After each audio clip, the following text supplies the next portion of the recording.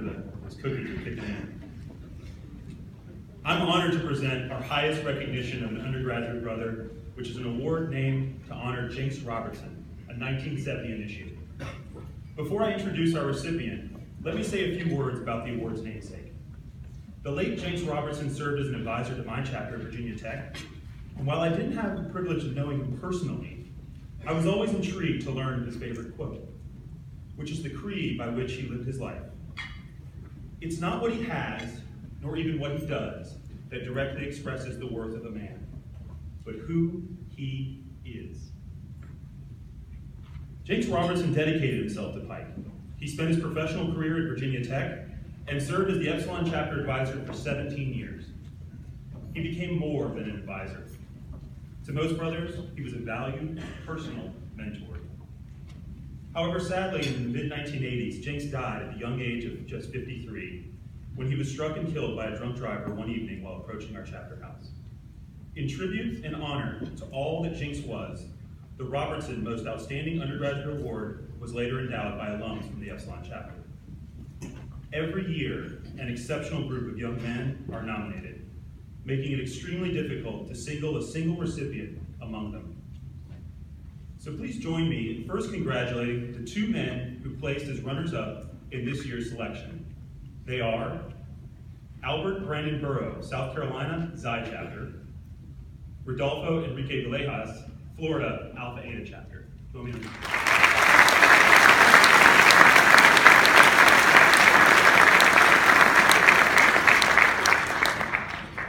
Now, our 2017 Robertson Most Outstanding Undergraduate Award recipient is Nicholas Partie, a 2012 initiate of Alpha Xi chapter of the University of Cincinnati. Nick graduated magna cum laude in April with a business administration degree in accounting and international business and a minor in business analytics.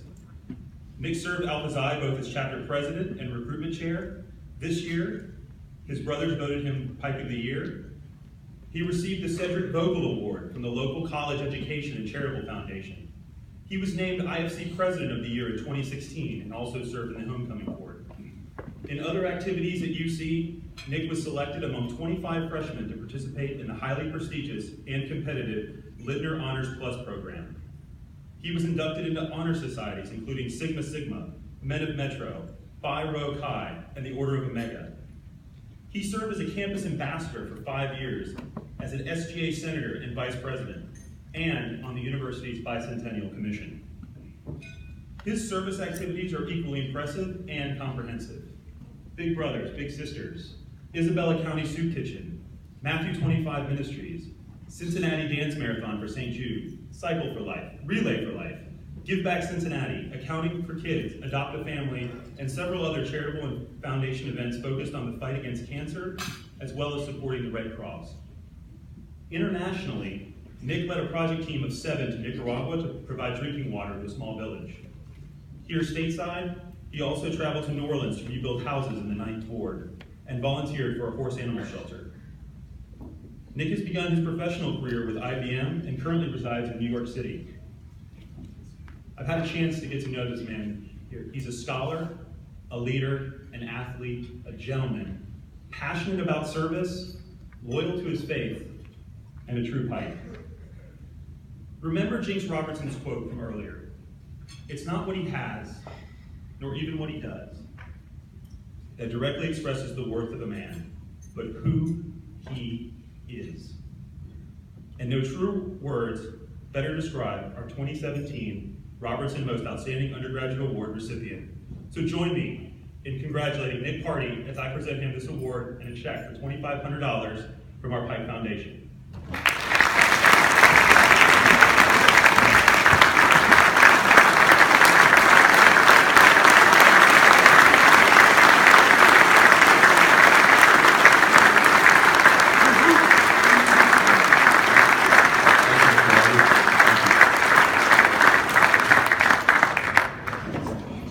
Thank you.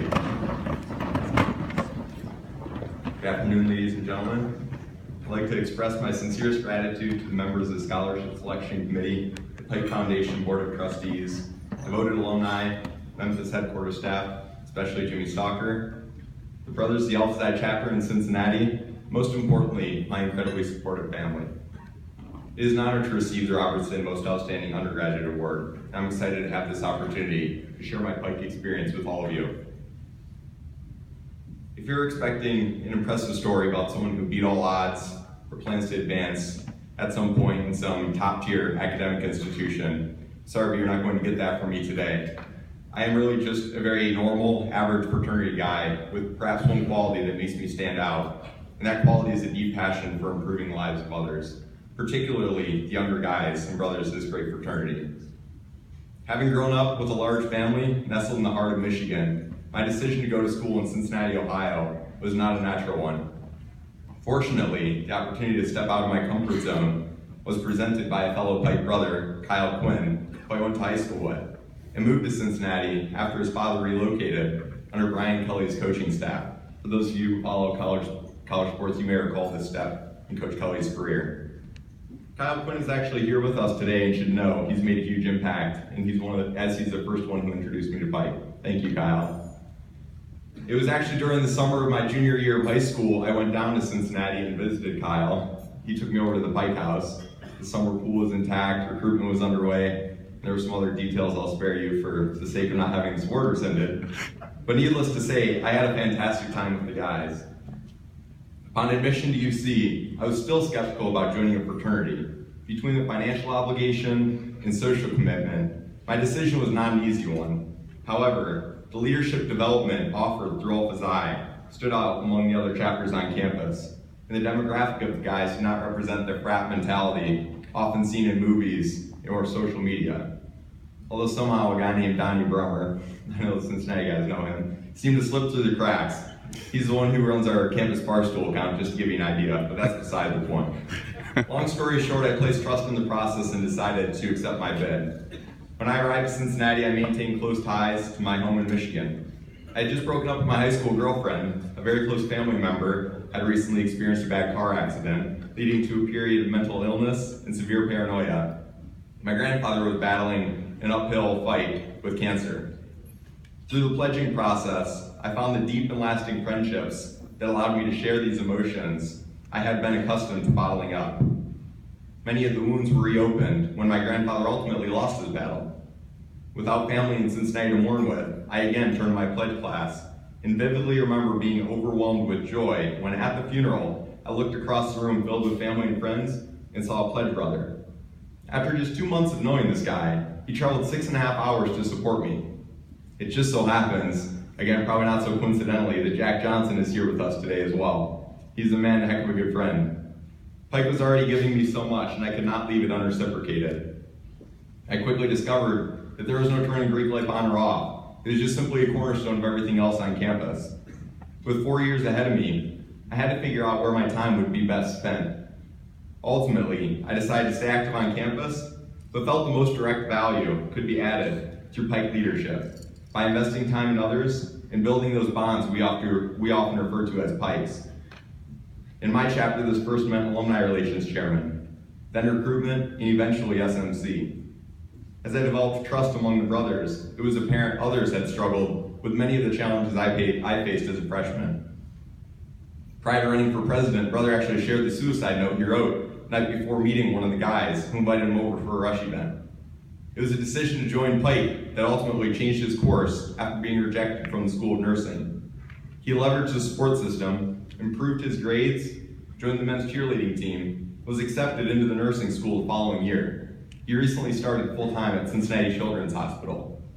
Another brother serving on the chapter's executive team arrived late to meeting one night.